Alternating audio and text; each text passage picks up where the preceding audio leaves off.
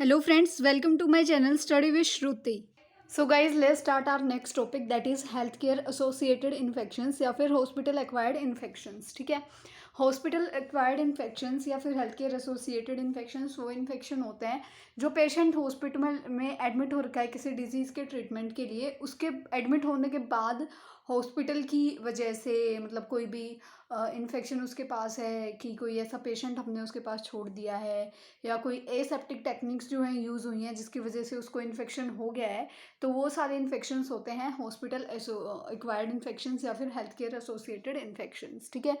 इन्हीं इन्फेक्शंस को हम नोज़ोकोमियल इन्फेक्शंस भी कहते हैं। इसको हम क्या कह सकते हैं, अभी मैंने बताया कि पेशेंट एडमिट होने के बाद अगर कोई एक्वायर कर लेता है या गेन कर लेता है कोई भी इन्फेक्शन, तो उसको हम क्या कहते हैं, हॉस्पिटल एक्वायर्ड इन्फेक्शन। ठीक है, अगर हम बात करते हैं टाइप्स की, तो ये 4 टाइप का होता है। Catheter associated urinary tract infection that is CAUTI, ventilator associated pneumonia that is VAP, central line associated blood stream infection that is CLABSI और फिर सर्जिकल साइट इन्फेक्शंस। ठीक है, catheter associated urinary tract infection क्या होता है, ये वो infection होता है, ये बहुत मोस्ट कॉमन होता है। और कोटी के लिए कौन होता है, जिसमें कि रिस्क फैक्टर पे कौन होता है कोटी के, जिसको बहुत लंबे टाइम के लिए इंडवेलिंग कैथेटर जो है वो डाला गया हो या लगा रखा हो उस पर, तो वो लोग ज़्यादा रिस्क पे होते हैं। इसको पेशेंट को क्या होता है, अगर उसको करंट कोई भी यूरिनरी ट्रैक्ट का कैथेटराइजेशन किया गया है और उसके 48 आवर्स के विदिन 48 आवर्स अगर उसको कैथेटराइज किया जा रहा है, मतलब उसको अगर लंबे टाइम से कोट उसमें कैथेटर अगर डला हुआ है, तो उसको कोटी होने के चांसेस जो हैं होते हैं। क्लिनिकल साइंस और सिम्टम्स क्या होते हैं, पेशेंट को जो है फीवर होगा, ठीक है, और क्या होगा, पेशेंट की एज अगर कितनी है, मोर देन या फिर इक्वल टू 65 ईयर्स है, ठीक है, तो उसको चांसेस होता है। टेंडरनेस आ जाती है, जो हमारा सुपरा प्यूबिक एरिया होता है वहाँ पे, जो हमारा कोस्टल वर्टिबल एंगल होता है वहाँ पे पेन होता है और टेंडरनेस दिखती है, यानी कि जो बैक साइड होती है वहाँ पे जो हमारा 12th रिब होता है उसके आसपास हमें क्या है, पेन और टेंडरनेस देखने को मिलती है। यूरिनरी फ्रीक्वेंसी देखने को मिलती है, मतलब बार बार ऐसे होएगा कि, और यूरिनरी अर्जेंसी भी होएगी कि बार बार हमें ऐसे लगेगा कि अभी जाना है, बस वॉशरूम जाना है, वॉशरूम जाना है, वो चीज़ रहेगी। और डिसयूरिया भी जो है हमें देखने को मिल सकता है। सो हमारा नेक्स्ट आता है वैप, वेंटिलेटर एसोसिएटेड निमोनिया। इसमें क्या होता है, ये जो है एक निमोनिया जो डेवलप हो जाता है विद इन 48 टू 72 आवर्स। जब भी हम किसी की कोई भी एंडोट्रैकियल ट्यूब डालेंगे जो कि हमारे माउथ से इंसर्ट की जाती है, उसके डालने के बाद अगर 48 से 72 आवर्स तक अगर कोई इन्फेक्शन डेवलप हो जाता है, तो उसको हम वैप कहते हैं। और ये क्या होता है, वेप में क्या क्या इंक्लूड होता है, प्रेजेंस होती है इनफिल्ट्रेट्स की चेस्ट में, ठीक है, जो कि एक एविडेंट की तरह हमें चेस्ट एक्सरे में जो है मिल जाते हैं, दिख जाते हैं। जो साइन होंगे सिम्टोमेटिक इन्फेक्शंस के, जैसे कि फीवर आएगा, डब्ल्यूबीसी काउंट चेंज होंगे, है ना। जब भी हमें कोई भी इन्फेक्शन होता है तो हमारी ब्लड में क्या है, डब्ल्यूबीसी का काउंट जो है वो इंक्रीज हो जाता है। स्पूटम में चेंज आ जाएगा, है ना, कैरेक्टरिस्टिक्स वगैरह आइडेंटिफिकेशन जो होती हैं स्पूटम में वो चेंज हो जाएंगी, और जो माइक्रो ऑर्गेनिज्म है उसकी ग्रोथ भी क्या है, उसमें भी चेंजमेंट आएगी। उसके बाद आता है साइन और सिम्टम्स क्या क्या हो सकते हैं वैप के, तो फीवर होगा, ठीक है, ल्यूकोपेनिया यानी कि डब्ल्यूबीसी जो है वो, ल्यूकोसाइटोसिस, वो सब हमें देखने को मिलेगा। अगर अडल्ट है या फिर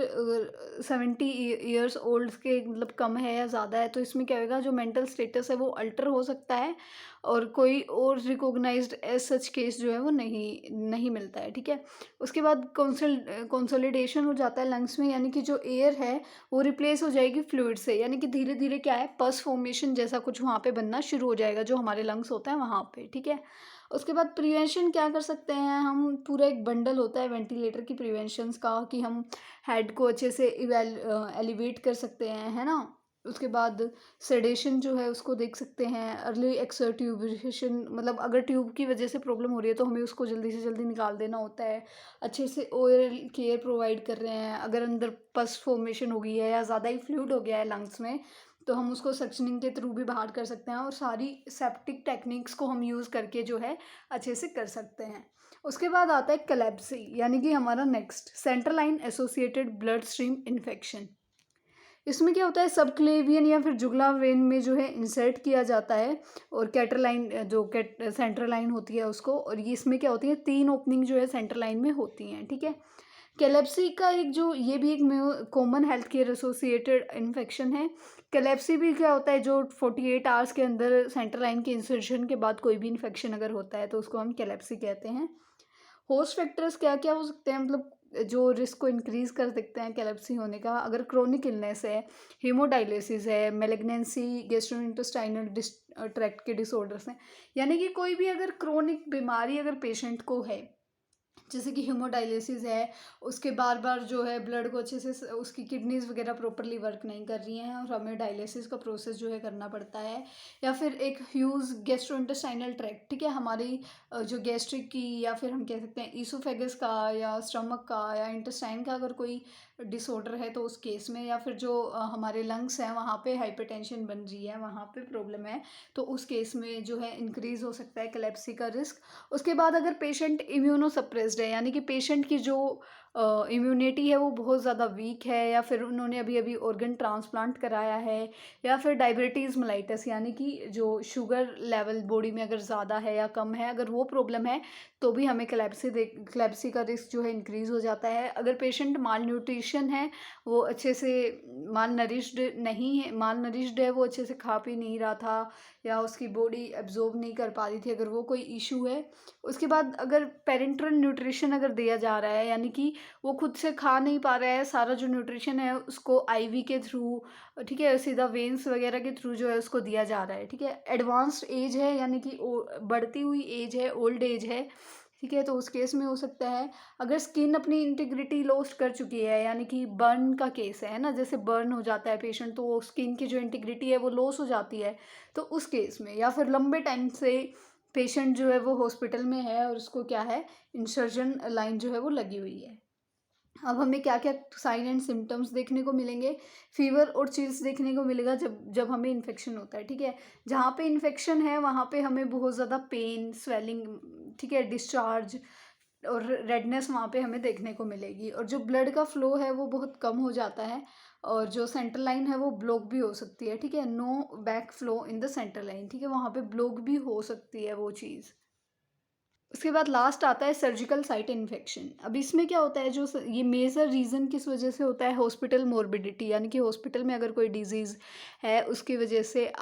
इंक्रीज़ हो सकता है ये जब आईसीयू में कोई पेशेंट एडमिट है, ठीक है, मतलब आईसीयू में क्या होता है, जो हाईली रिस्क पे होता है तो उसका इम्यूनिटी भी वीक होएगी उसकी, है ना, और उसके साइड में कोई ऐसा केस भी हो सकता है जिसको कम्युनिकेबल डिजीज़ है, और वो भी हाई लेवल की कोई कम्युनिकेबल, जैसे कि अभी कोरोना था, अगर उसके पास में ही आप पेशेंट रखोगे और उसकी भी इम्यूनिटी वीक है तो ईजिली उसको कोरोना हो सकता है ना, तो वो इस तरीके से जो होता है वो हो सकता है।